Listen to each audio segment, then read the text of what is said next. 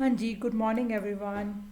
In this video we are going to learn how we will prepare the receipts and payment account. चलिए पहले question number 2 से देखते हैं। Question number 2 में हमें क्या बनाना है, हमें अपना रिसिट्स एंड पेमेंट अकाउंट बनाना है। हमें रिसिट्स दे रखी हैं, पेमेंट्स दे रखी हैं, ठीक है। रिसिट्स क्या क्या दे रखी हैं, कहाँ कहाँ से पैसा मिल रहा है क्लब को, बंगाल क्रिकेट क्लब को एंट्रेंस फीस मिल रही है 10,000, सब्सक्रिप्शंस मिल रही है 60,000, डोनेशंस मिल रही है 10,000।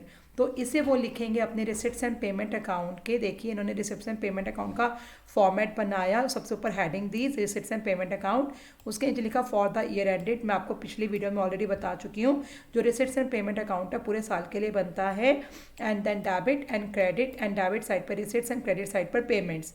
तो रिसिप्ट्स हमें क्या क्या दी हुई थी, एंट्रेंस फीस 10,000, सब्सक्रिप्शन 60,000, डोनेशन 10,000। हमने सारी की सारी रिसिप्ट्स को अपने डेबिट साइड लिख दिया। अब जितनी भी पेमेंट्स हैं उनको हम क्रेडिट साइड लिख देंगे। तो यहाँ पर हमें जो पेमेंट्स क्वेश्चन में दी हैं उन सबको हमने क्रेडिट साइड पर लिख दिया। तो एक बार ही हम देखते हैं क्वेश्चन में हमें क्या क्या पेमेंट्स दे रखी हैं। क्वेश्चन में हमें दिया हुआ है रेंट 15,000, इसे पेमेंट साइड लिख देंगे। पोस्टेज 1,000 लिख देंगे। न्यूज़पेपर्स एंड मैगजीन्स खरीद रहे हैं उसे पेमेंट साइड। इन्वेस्टमेंट्स कर रहे हैं हम पेमेंट साइड। स्टेशनरी पे खर्चा कर रहे हैं payment side. Entertainment expenses payment side. Miscellaneous expenses payment side. हमने अपने रिसिट्स एंड पेमेंट अकाउंट में दोनों की दोनों रिसिट्स एंड पेमेंट को शो कर दिया। अब हमने देखिए ये सारी की सारी हमने पेमेंट शो कर दी। अब हमने क्या करना है, एट द एंड हमने बैलेंस सीडी निकालना है कि eight the end of the year हमारे पास कितना बैलेंस बचा हुआ है, कैश बैलेंस। तो हमने पहले इसका टोटल करेंगे। रिसिट साइड का 10 प्लस 60 70, 70 प्लस 10 80,000, 80,000 आ गया। दोनों तरफ डेबिट एंड क्रेडिट दोनों तरफ 80 80 लिख दिया। आपको पता ही है बैलेंसिंग कैसे करते हैं लेजर्स की। 80,000 में से अब हमने ये टोटल माइनस किया, इन सारी आइटम्स को माइनस किया, ठीक है। तो आपने रफ में माइनस करना है, इन सबको माइनस किया, हमारे पास लास्ट आंसर बचा 17,000। ये 17,000 क्या है, eight the end of the year हमारे पास कितना कैश बैलेंस बचा हुआ है उसे हम लिखेंगे by balance C D. Now next question, question number 3। Look at your from the following information. आपने रिसिट्स एंड पेमेंट अकाउंट बनाना है रेलवे क्लब के लिए। आपको क्या दिया हुआ है, 1 अप्रैल को कितना कैश बैलेंस था, जिसे हम रिसिट्स एंड पेमेंट अकाउंट के डेबिट साइड पर लिखते हैं टू बैलेंस बीडी के नाम से, ठीक है। सब्सक्रिप्शन के लिए पैसा मिल रहा है, रिसिट्स में आ जाएगा। डोनेशंस रिसिट्स में। एंट्रेंस फीस रिसिट्स में। Rent received for club hall receipts में। इलेक्ट्रिसिटी चार्जेस, इलेक्ट्रिसिटी का पैसा दिया, इलेक्ट्रिसिटी चार्जेस पेमेंट्स में लिखेंगे। टैक्सेस पे किए पेमेंट्स में लिखेंगे। सैलरीज दी पेमेंट में लिखेंगे। ऑनोरेरियम पे किया सेक्रेटरी को पेमेंट में लिखेंगे। इंटरेस्ट मिला, हमें इंटरेस्ट मिला इन्वेस्टमेंट से, इसको रिसिट्स में लिखेंगे। प्रिंटिंग एंड स्टेशनरी पर खर्चा किया पेमेंट्स में लिखेंगे। पैटी कैश एक्सपेंसेस पेमेंट में लिखेंगे। इंश्योरेंस प्रीमियम दिया पेमेंट्स में लिखेंगे। तो आपको मैंने क्लियर कर दिया कौन कौन सी चीज़ रिसिट्स में लिखेंगे, कौन कौन सी चीज़ पेमेंट्स में लिखेंगे। So now look at the solution. देख लीजिए दोबारा से। जो आपको ओपनिंग बैलेंस, पहले आप फॉर्मेट बना लीजिए। जो ओपनिंग बैलेंस दिया था उसको डेबिट साइड पे लिख दिया टू बैलेंस बी डी। और at the beginning of the year हमारे पास कितना कैश इन हैंड था वो लिख दिया। सब्सक्रिप्शन को लिखा रिसिट्स में, डोनेशंस को लिखा, एंट्रेंस फीस को लिखा, रेंट रिसीव को लिखा, इंटरेस्ट रिसीव को लिखा। पेमेंट में जो हमने इलेक्ट्रिसिटी पे की पेमेंट साइड में, टैक्सेस दिए, सैलरीज दी, ऑनोरेरियम दिया सेक्रेटरी को, ऑनर किया सेक्रेटरी का, ठीक है, जिसके लिए हमारा खर्चा हुआ। Printing and stationery, petty cash expenses, insurance premium दिया, ये सारी चीज़ हमने पेमेंट्स में लिख दी। अब हमने क्या किया, रिसिट साइड का टोटल किया, उसमें से पेमेंट साइड की जितनी भी आइटम्स थी, पेमेंट साइड पे जितनी भी आइटम्स थी उन सब को माइनस कर दिया। रिसिट साइड का टोटल करने पर आ रहा है 62,490। पेमेंट साइड के सारे आइटम्स को माइनस कर दिया, हमारे पास बचा 33,000।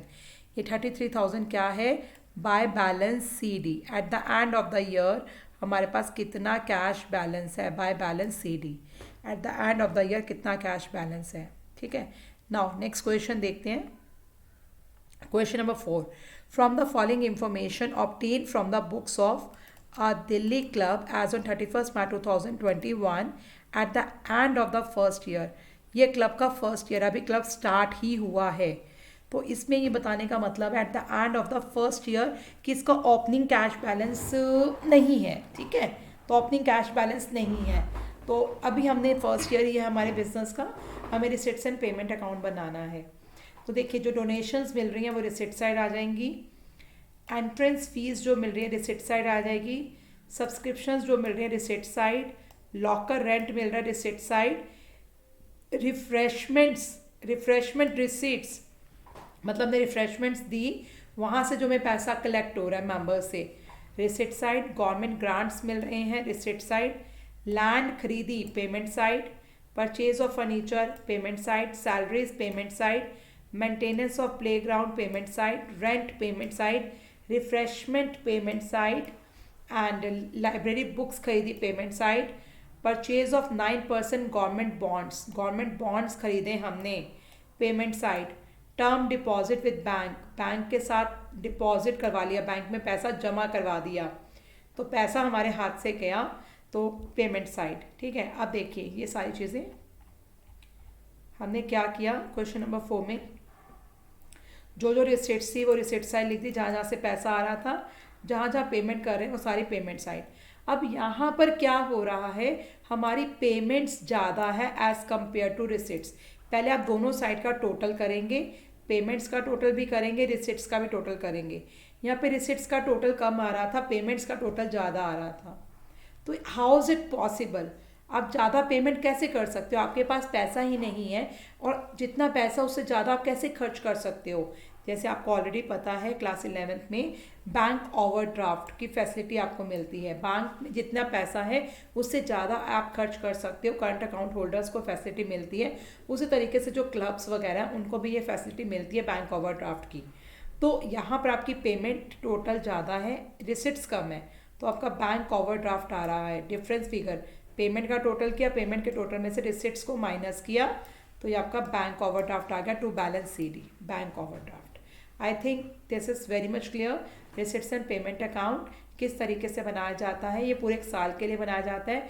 पूरे एक साल में कंपनी को कहाँ कहाँ से प्रॉफिट हो रहा है, कहाँ कहाँ से